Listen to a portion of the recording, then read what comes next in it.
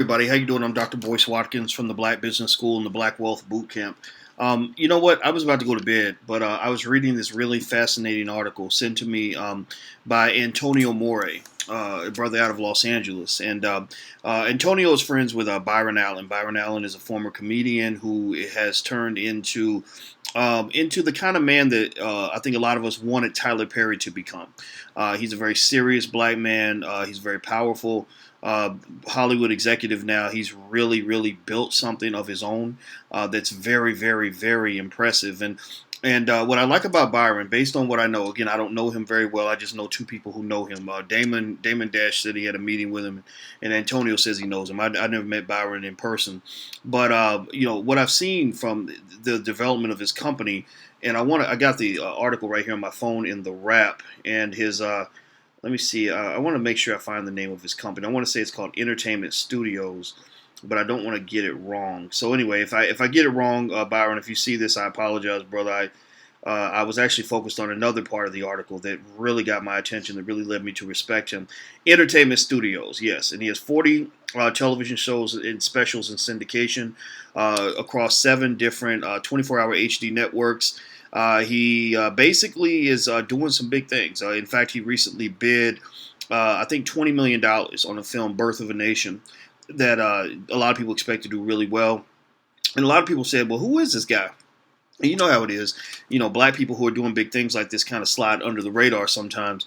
And but he's not under the radar anymore. He's probably, in my opinion, the most impressive black person in Hollywood, and that includes all your favorite celebrities and actors who were propped up by big white corporations. I'm talking about a man who actually learned how to build something to make himself a key player in the economic game. And what I like about Byron as well is the fact that he's not just a person that is hypnotized by money. He understands that money is not a be-all, end-all. Your goal in life is not just to have a big house and a Bentley. Your goal is to actually make a difference in the world. Money allows you the opportunity to do that. Money helps you do that. And one of the things Byron has done is he's been very vocal about issues related to race. He actually sued. He sued. I want to say it was Charter Communications. Let me double check. Charter Communications and the FCC for $10 billion. That's billion with a B. And he filed the suit mainly because he very eloquently explained that African Americans were left out of the big deal with Time Warner Cable. Basically, they bought off a couple of Negroes. They bought off Al Sharpton and got him to make as Byron. And Byron actually said, he sold out the black community for a chicken dinner. Which I love. I just love the fact that he's very raw and open about this. That basically what happens is you have propped up Negroes who have positions of power. They then go sell this power to white corporations, and these corporations pay them a little money to the side, literally chicken scratch, literally nothing compared to the billions of dollars that they're stealing from black people. And these overseers are allowed to get away with it because people don't really check them and don't question them. Because when you question them, people start getting into this stupid terminology. Oh, you're a hater. Or why you hating on that man because you getting his money? That's ignorant. That's stupid. We need to get off of that stuff. You need to really look at people and their actions and deeds and judge them based on that, and stop getting into this whole we have to support every black person just because they're black kind of mentality. No, because there are people with black faces who want to destroy you. There are people with black faces who hate you. There are people with black faces who are using their black face to give them an opportunity to ruin your entire community. So why in the hell would you support somebody like that? That's insane. That's ridiculous. So Byron called it out. He called it like he saw it, and I think he's correct.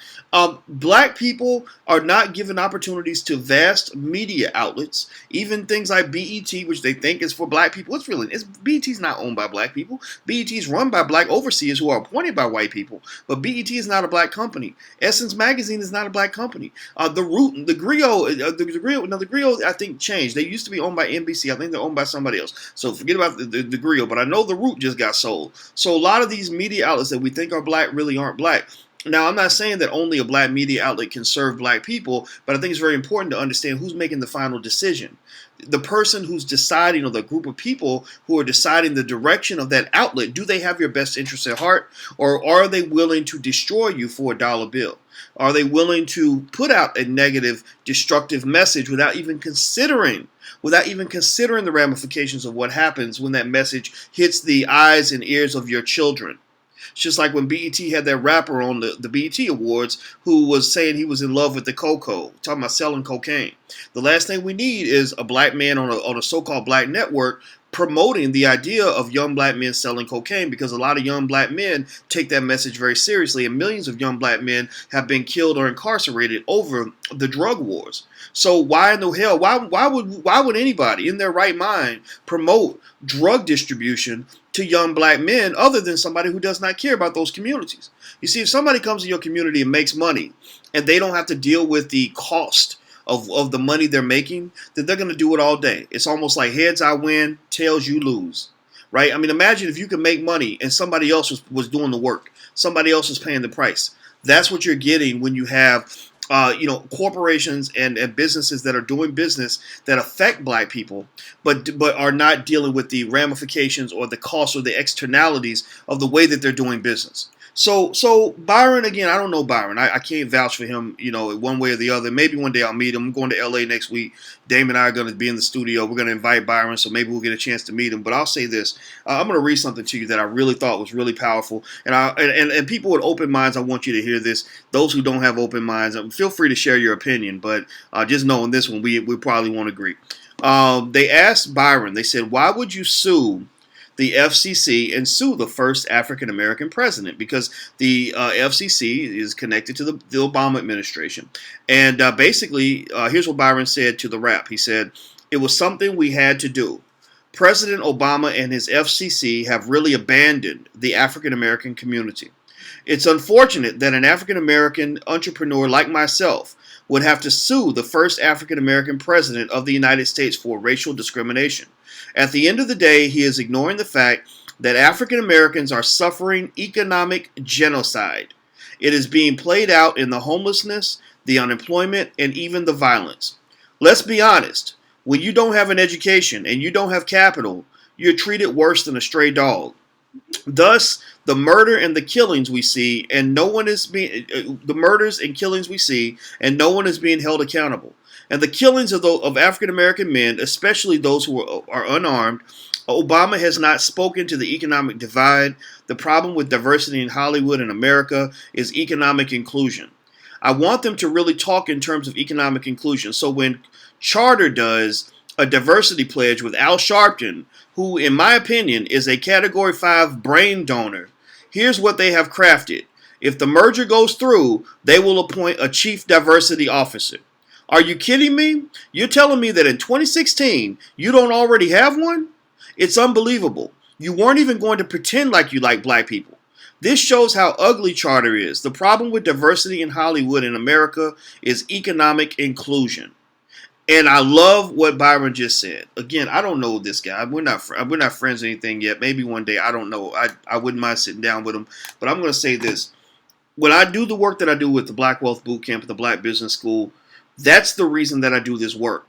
Because a lot of the reason that we get kicked in the ass consistently as black people is because we don't have access or ability to build capital, to develop businesses, to build wealth, to become investors, to become owners, to become producers in this capitalist society.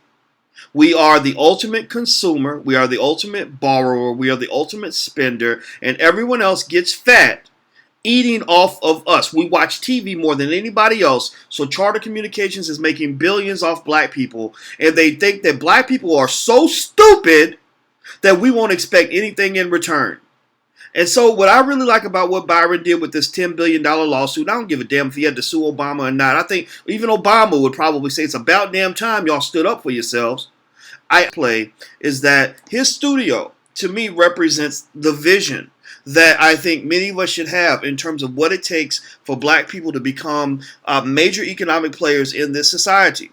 We are not going to become players by trying to find the most benevolent white man to give us a job. We will never be players by sitting around begging some white dude to give us an Oscar or a Grammy or some other award, some other contrived little mysterious thing that somehow has value even though nobody knows why it means anything. Right? We're not going to get ahead by sitting around feeling sorry for ourselves and praying that Jesus is going to come back one day and save us. We're only going to get ahead by being strategic, and by protecting ourselves and our community and our children from all enemies, both foreign and domestic. And the fact of the matter is this: structural racism is very real, is very, very powerful.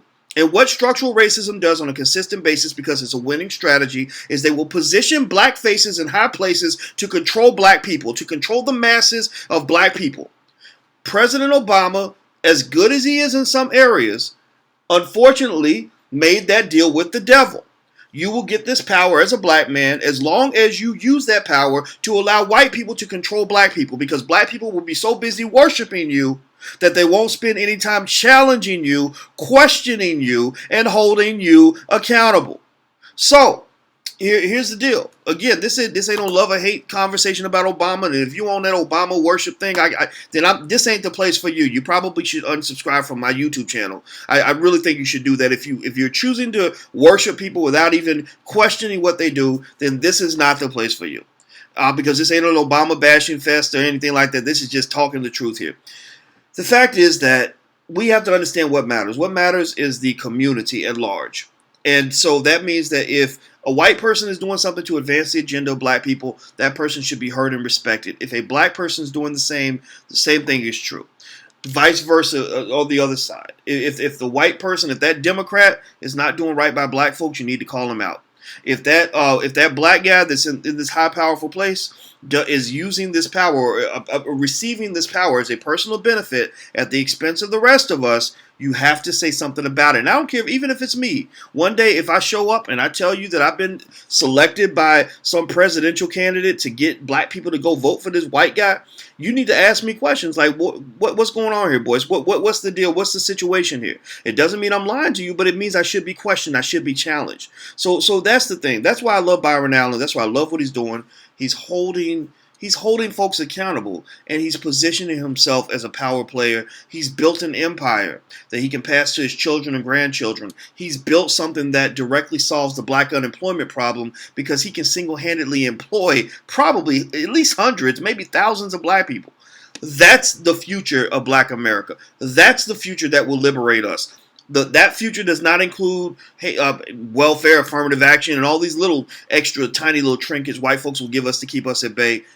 The future of black America in a free society means that we are owners. We are in control of what happens in our community. So become an owner. Go study Byron Allen.